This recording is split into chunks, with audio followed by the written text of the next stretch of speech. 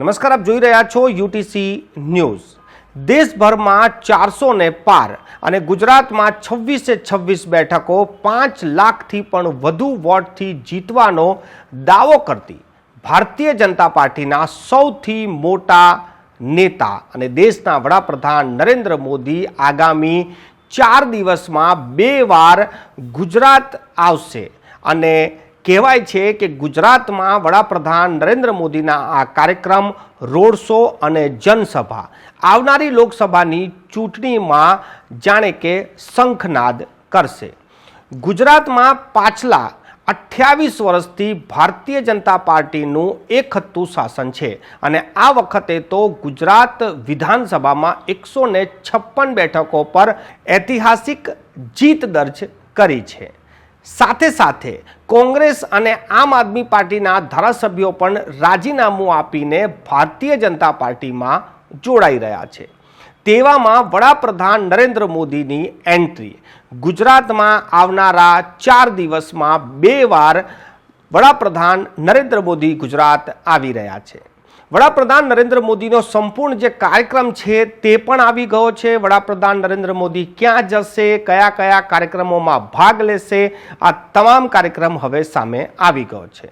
સૌથી પહેલા વાત કરીએ તો 22મી તારીખે વડાપ્રધાન નરેન્દ્ર મોદી અમદાવાદ એરપોર્ટ પર આવશે અને ત્યારબાદ અમદાવાદ ખાતે આવીને તેઓ અલગ અલગ કાર્યક્રમોમાં પહેલા ભાગ લેશે।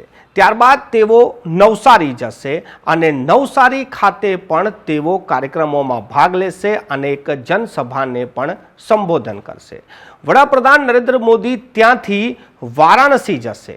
23મી તારીખે વારાણસીમાં વડાપ્રધાન નરેન્દ્ર મોદીના કાર્યક્રમ છે અને એ કાર્યક્રમ પતાયા બાદ 24મી તારીખે વડાપ્રધાન નરેન્દ્ર મોદી ફરી ગુજરાત આવશે અને કહેવાય છે કે જામનગરમાં સાંજે એક રોડ શો પણ કરશે। જામનગરના રોડ શો બાદ 25મી તારીખે દ્વારકા જશે અને દ્વારકા અને બેટ દ્વારકા વચ્ચે જે સિગ્નેચર બ્રિજ બનીને તૈયાર છે તેનું લોકાર્પણ કરશે। વડાપ્રધાન નરેન્દ્ર મોદી 22, 24 અને 25 આ 3 દિવસ ગુજરાતમાં રહેવાના છે।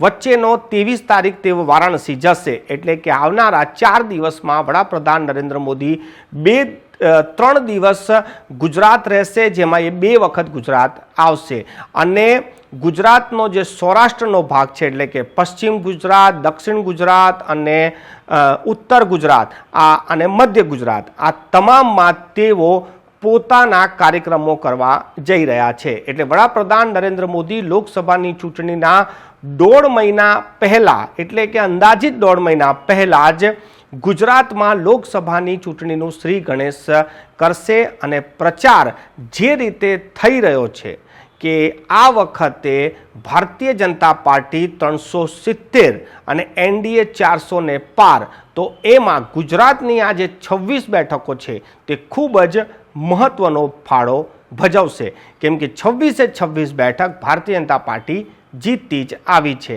આ વખતે તો ટાર્ગેટ 5 લાખથી વધુ વોટોથી જીતવાનો પણ લઈ લેવામાં આવ્યો છે। વડાપ્રધાન નરેન્દ્ર મોદી અલગ અલગ વિકાસના કામો, જનસભાઓ, રોડ શો જે રીતે કરશે ત્યારબાદ જે માહોલ છે તે ચૂંટણીમય બની જશે।